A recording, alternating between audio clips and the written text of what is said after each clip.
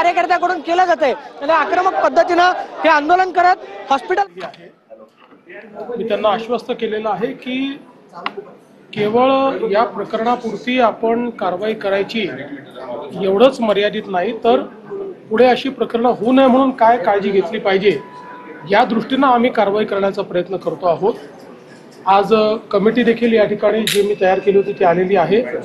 ती कमिटी सर्व प्रकारच्या ज्या काही गोष्टी आहेत त्याच्यामध्ये लक्ष घालणार आहे आणि एकीकडे या प्रकरणी तर जे काही दोषी आहेत त्यांना शिक्षा झाली पाहिजे, पण भविष्यात असे प्रकरण होऊ नये म्हणून आपल्या SOPs तयार झाल्या पाहिजेत या दृष्टीनं आमचा प्रयत्न आहे। निश्चितपणे त्या दृष्टीनं आम्ही काम करू।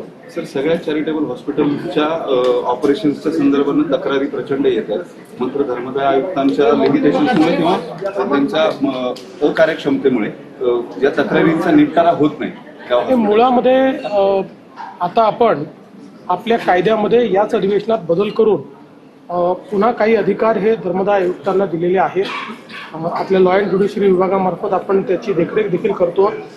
आपला प्रयत्न आहे की संपूर्ण धर्मदाय व्यवस्था ही ऑनलाईन एका प्लॅटफॉर्मवर यावी, जेणेकरून कुठे आपल्याकडे बेड्स आहेत, किती ते अवेलेबल आहेत, ते दिले जात आहेत की नाही, याचं सगळं मॉनिटरिंग आपल्याला करता यावं। आणि याकरता CM ऑफिसमध्ये जो आपला मुख्यमंत्री आरोग्य कक्ष आहे तोही याच्याशी आम्ही जोडण्याचा प्रयत्न करतो, जेणेकरून त्यांच्यावर एक दबाव राहिला पाहिजे आणि मला विश्वास आहे की पुढच्या काळामध्ये याच्यामध्ये एक मोठी सुधारणा आम्ही करू शकतो। एक पत्रक आज धनंजय केळकरांनी काढले मंगेशकर हॉस्पिटलच्या वतीने। तुमचा कालचा असंवेदनशील हा शब्द फार लागलाय त्यांना। त्या ट्रस्टीजनी काल मीटिंग घेऊन आता ऍडमिशन्स जे आहेत ते विदाऊट डिपॉझिट होतील असं म्हटलं। दुसरी गोष्ट, ज्या असंवेदनशीलतेचा तुम्ही उल्लेख केलेला होता ती आम्ही पुन्हा तपासून घ्यायचा निर्णय केलाय असं केळकर पत्रात म्हणाले। मुळात एक गोष्ट आपण सगळ्यांनी लक्षात घेतली पाहिजे की दीनानाथ मंगेशकर हॉस्पिटल हे स्वर्गीय लता दीदी आणि मंगेशकर कुटुंबियांनी खूप मेहनतीतून उभारलेलं आहे। एक नावाजलेलं हॉस्पिटल आहे।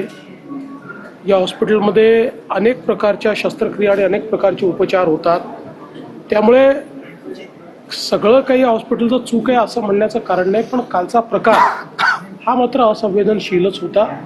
जिथे चूक आहे तिथे चूक म्हणावं लागेल, ती चूक सुधारावी लागेल।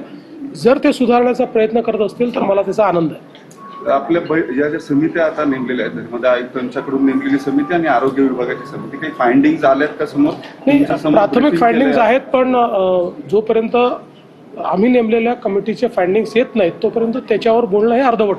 खरं तर आंदोलन खूप चालू आहेत। आता एक आंदोलन तिथं केलं जाते, खरं तर हॉस्पिटलच्या टेरेस जाऊन 2 आंदोलन करते आणि त्या ठिकाणी गुन्हा दाखल करा अशी त्यांची प्रामुख्याने मागणी। मला असं वाटतं की असले प्रकार करणं काही योग्य नाही आहे। त्याची जर दखल घेतलेली आहे तर त्या संदर्भात जीही कायदेशीर कारवाई ती आम्ही पूर्ण करू, पण विनाकारण शोबाजी करणं वगैरे हे बंद झालं पाहिजे। काल भाजपच्या महिला आघाडीनं तोडफोड केली होती हॉस्पिटलची आणि ते त्या घैसासांचं नाहीच, म्हणजे त्यांच्या आईंचं आणि कोणाचंही असलं तरी अशा प्रकारे करणं चुकीचं आहे।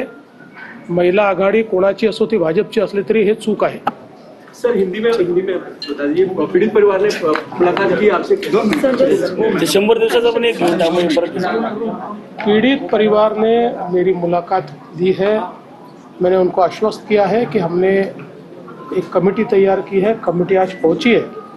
इसमें जो दोषी है उनके ऊपर कड़ी से कड़ी कार्रवाई तो हम करेंगे ही, लेकिन उसके साथ साथ आगे ऐसा न हो इसके लिए क्या करना चाहिए उसके SOPs तैयार करने का काम भी राज्य सरकार करेंगी और धर्मदाय आयुक्त को उस प्रकार से हम लोग निवेदन करेंगे। प्रोटेस्ट हो रहे हैं और क्राइम रजिस्टर करने की बात की जा रही है, देखिए हर चीज़ करेंगे, जो भी मुनासिब इसमें होता है, जो जो चीज़ें करने की आवश्यकता है वो हर चीज़ की जाएगी। लेकिन क्राइम भी अगर रजिस्टर करना है तो जब तक ये जो अहवाल है ये जब तक आता नहीं है तब तक आप कौन सा सेक्शन यूज़ करेंगे, किसके ऊपर करेंगे, ये सारी चीज़ें बहुत महत्वपूर्ण होती है, इसलिए इसके बाद ही किया जाएगा। पर मुझे ऐसा लगता है कि अब ठीक है, कल तक हम समझ सकते थे कि एक लोगों में गुस्सा था, आंदोलन चल रहे थे, अब कुछ लोग शोबाजी कर रहे हैं, वो भी उन्होंने नहीं करना चाहिए।